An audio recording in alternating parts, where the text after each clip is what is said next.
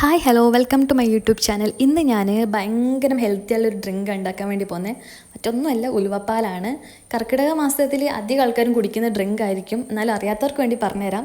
ഇത് ഉണ്ടാക്കാൻ ഭയങ്കര സിമ്പിളാണ്. മൂന്നേ ഇൻഗ്രീഡിയൻസ് മാത്രമേ വേണ്ടുള്ളൂ: ഉലുവയും ശർക്കരയും തേങ്ങാപ്പാലും. ഇതിന് തലേന്ന് കുതിർത്ത് വെച്ചാൽ, അല്ലെങ്കിൽ ഒരു മോർണിംഗ് കുതിർത്താൽ മതി. ഈവനിങ് ഉണ്ടാക്കുവാണെങ്കിൽ 8 മണിക്കൂറോളം എന്തായാലും സോക്ക് ചെയ്താൽ അത്രയും നല്ലത്. 8 മണിക്കൂറോളം സോക്ക് ചെയ്ത ഉലുവ കുക്കറിലിട്ടിട്ട് ഒരു 5-6 വിസിൽ, അപ്പോഴേക്കും അത് നന്നായിട്ട് കുക്കായിട്ടുണ്ടാകും. ആ ടൈം നമുക്ക് ശർക്കരപ്പാനി ഉണ്ടാക്കാം. ശർക്കരപ്പാനി ഉണ്ടാക്കാൻ ഭയങ്കര സിമ്പിളാണ്. വെള്ളം ഒഴിക്കുക, ശർക്കര. ഞാനിവിടെ 2 ശർക്കര എടുത്തിട്ടുള്ളത്, കാരണം മധുരം ആവശ്യത്തിന് നോക്കിയിട്ട് എടുത്താൽ മതി. അത് തിളച്ച് വരുമ്പോഴേക്കും നമുക്ക് അവിടുന്ന് തേങ്ങാപ്പാൽ ഉണ്ടാക്കാം. തേങ്ങാപ്പാൽ അറിയാലോ, 2-ാം പാലും 1-ാം പാലും റെഡിയാക്കി വെക്കാം. ആ ടൈം ആകുമ്പോഴേക്കും ഉലുവ കുക്കായിട്ടുണ്ടാകും. 5 വിസിൽ മതി. 5-6 വിസിലാകുമ്പോഴേക്കും എന്തായാലും കുക്കായിട്ടുണ്ടാകും. നോക്കുക, കുക്കായിട്ടില്ലെങ്കിൽ ഒന്നുകൂടെ കുക്ക് ചെയ്യാം. സോക്ക് ചെയ്യുന്ന പോലെ ആയിരിക്കും. നന്നായിട്ട് സോക്ക് ചെയ്യുകയാണെങ്കിൽ പെട്ടെന്ന് കുക്കായിട്ട് വരും. ഇതിപ്പോൾ നന്നായിട്ട് കുക്കായിട്ടുണ്ട്. ഇതിപ്പോൾ നല്ല ചൂടുണ്ടല്ലോ, അപ്പോൾ ചൂടോടുകൂടെ അരക്കരുത്. ചൂട് തണിയാൻ വേണ്ടിയിട്ട് കുറച്ച് സമയം റെസ്റ്റ് ചെയ്യാം.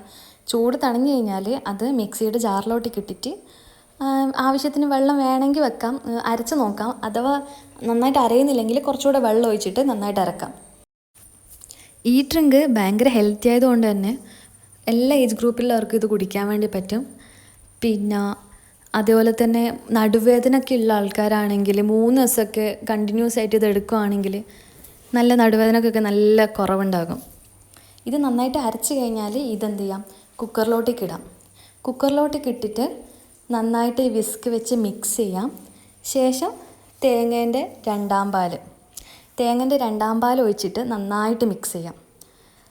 കാരണം ചെറിയൊരു കട്ട പോലെയെല്ലാം ഉണ്ടാകും, അത് എല്ലാം മാറണം, അല്ലെങ്കിൽ കുടിക്കുമ്പോൾ എന്തോ പോലെ ഉണ്ടാവും. അപ്പോൾ നന്നായിട്ട് മിക്സ് ചെയ്യാം.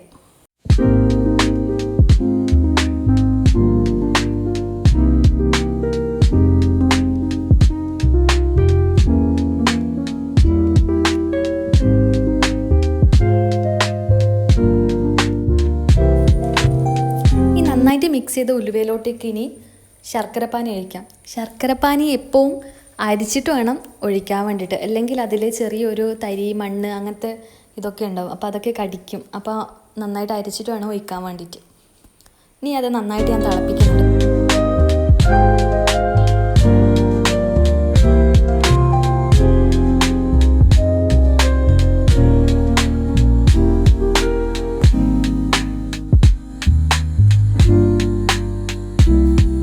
തിളച്ചുകൊണ്ട് നിൽക്കുന്നത് ഓഫ് ചെയ്തിട്ട് അതിലോട്ടേക്ക് 1-ാം പാൽ ഒഴിക്കുക. 1-ാം പാൽ ഒഴിച്ചതിന് ശേഷം അടുപ്പിൽ വെക്കേണ്ട ആവശ്യമില്ല, ഗ്യാസ് ഓഫ് ചെയ്യാം.